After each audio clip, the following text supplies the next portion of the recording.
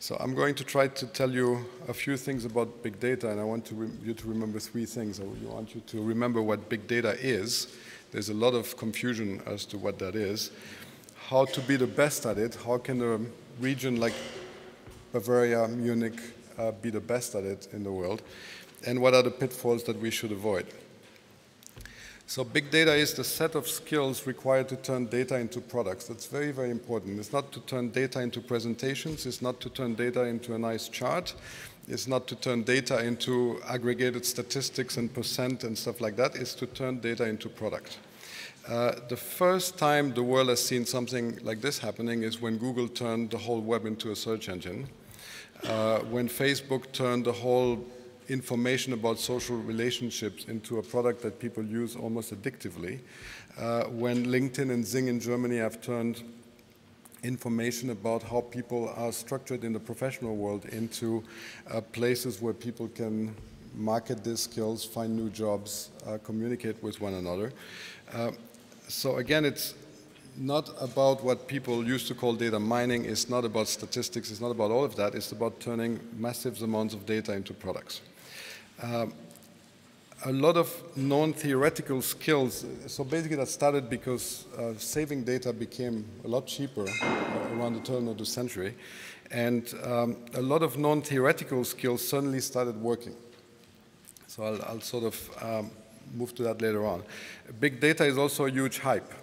So basically what we see today is companies that put the new stickers on what they're doing and call it big data. It's the same old stuff, but they just put a new sticker on it. And we see also at Xing an enormous lot of new data scientists that are emerging from nowhere, even though universities do not see an increase in people learning statistics and machine learning. So everyone should worry quite a bit about all of this thing, because lots of people just basically decided that this was a very cool thing and decided to call themselves data scientists. But big data is hugely important. Let's not fool ourselves. Every one of the big, truly massive companies that are extremely difficult to compete with, which are mostly not European and not German, so Google, Facebook, Twitter, name them, have big data at their core.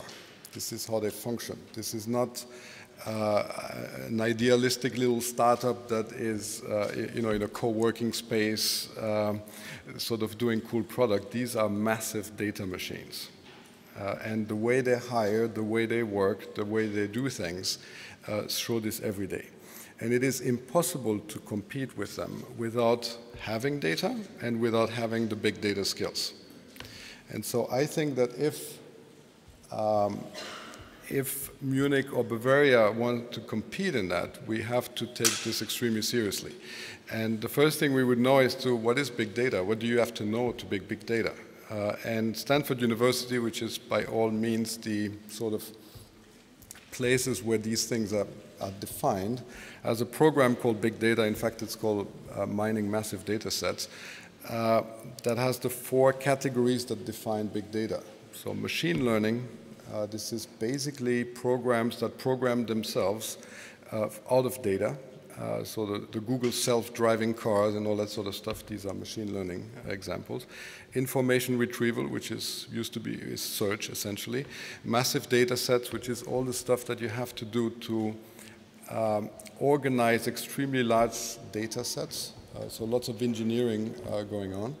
And network analysis, which is all you have to do to understand data that is structured as networks. So basically, we don't necessarily use databases anymore, we use network data structures.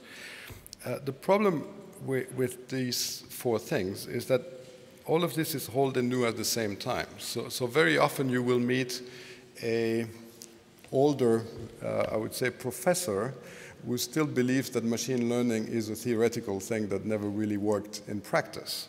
Right? So you have to be very careful when you go to these universities where this is taught as a theoretical thing.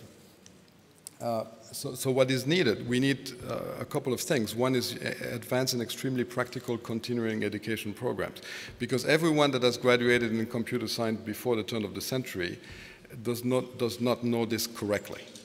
Right? So if you look at Stanford SCPD, which is the Stanford Center for Professional Development, half of the students in any class are essentially working in big companies like eBay, Google, Facebook, etc. So they're doing this on the side. And this is very necessary. This is an important part of the ecosystem to have places in all universities where people can study these things in an advanced and extremely practical way. And I mean really advanced, not just a little seminar here and there. And then get the best teacher. And this is where it gets interesting. By the way, I'm a student at Stanford, so I study these things at Stanford. And these are the two guys who teach network analysis.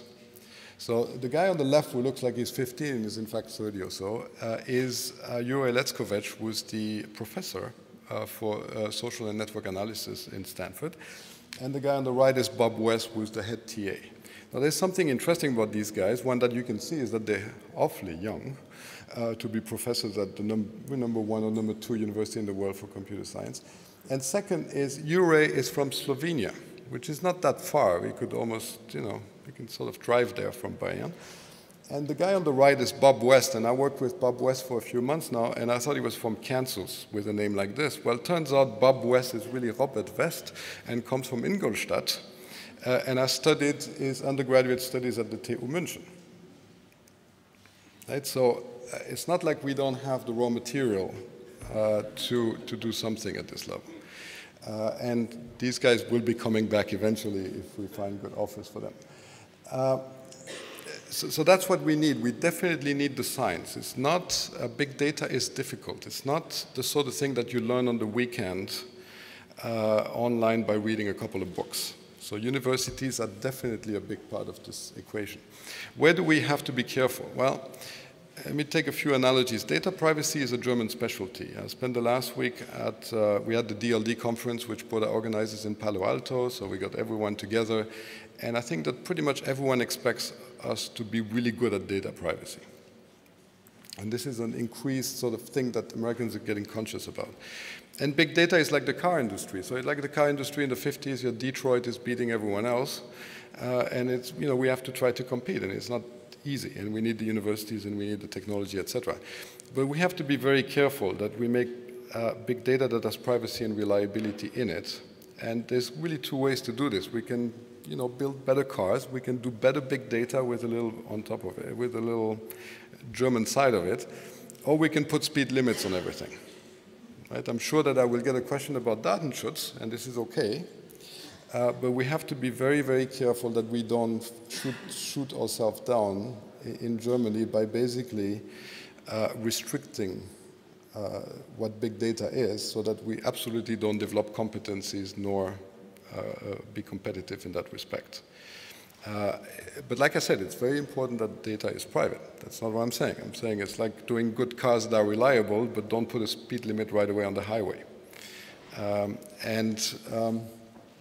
Essentially, I would like to turn to questions, probably about Datenschutz. And hopefully I made these 3 points. Big data is about creating products. It's not about creating charts and doing statistics. Big data needs universities, need hard science. It's not a game. It's not a tool that you can just download and then you do big data. And big data, we have to be careful that we actually have it, that we have big data before we can claim to be competitive in it. And so I'm up for your questions.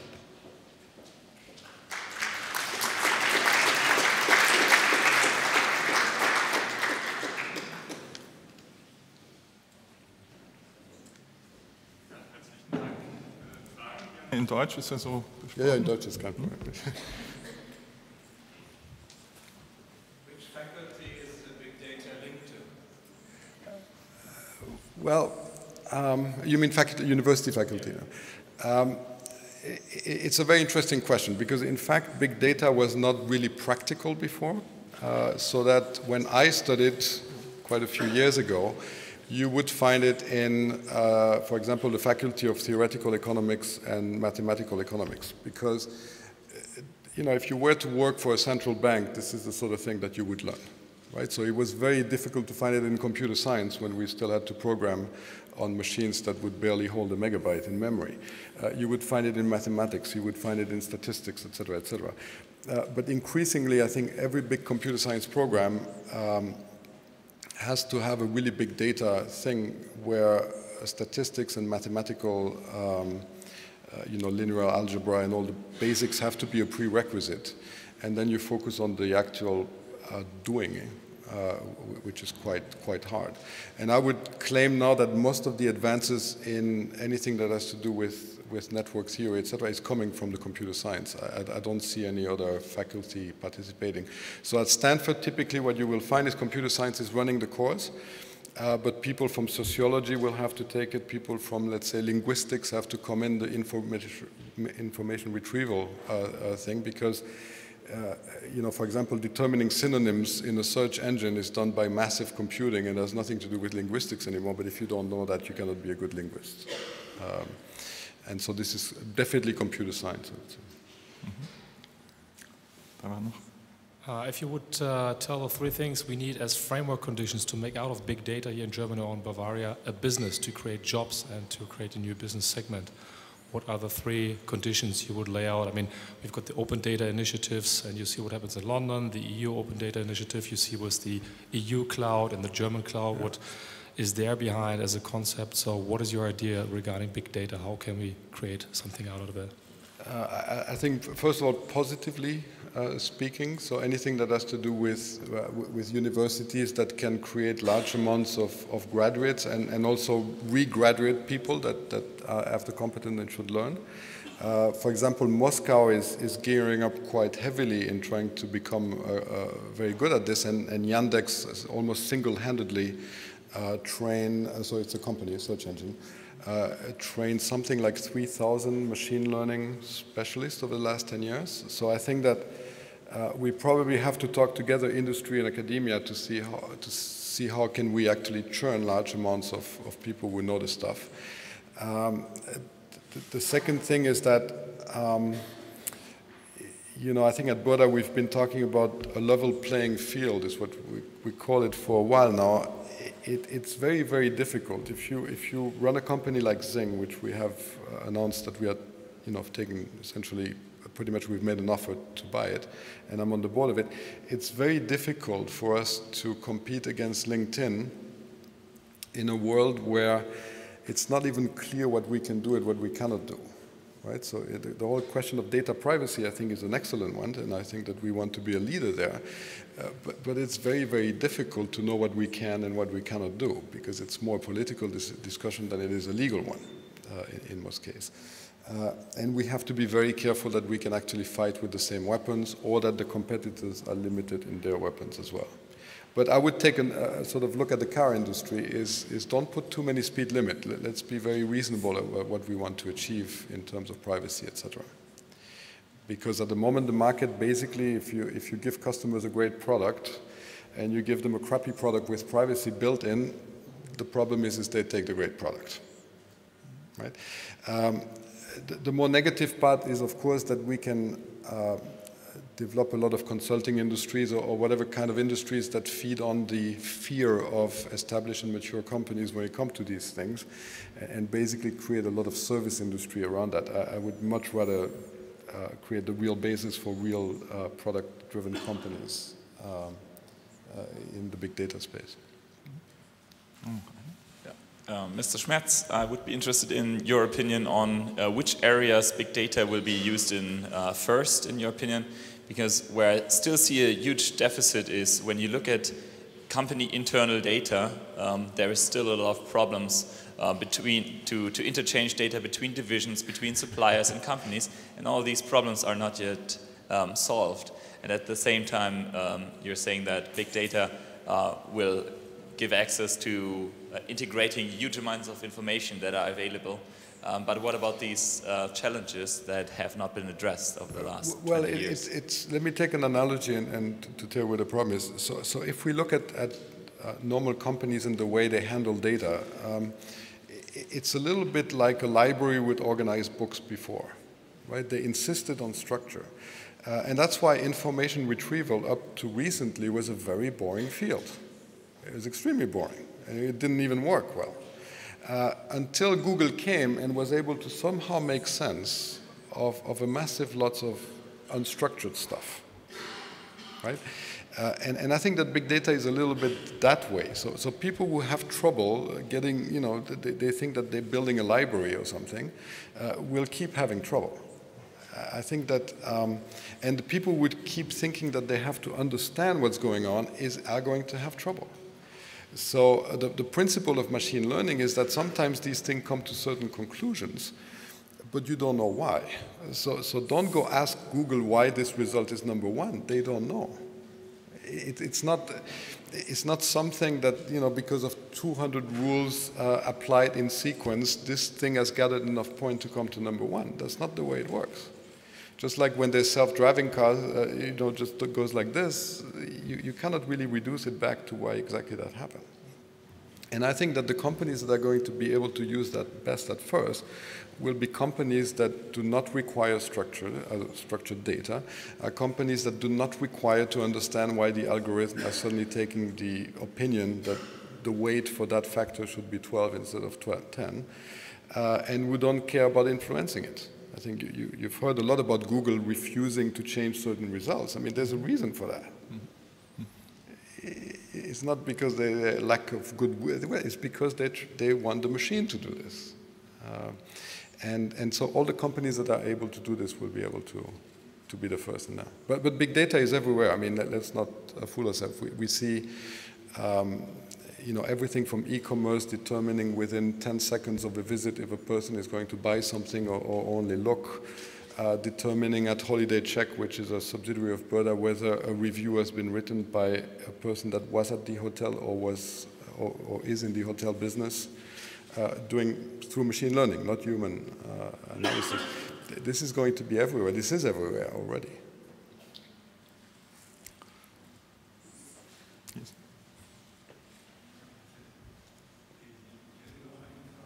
Mikro bitte.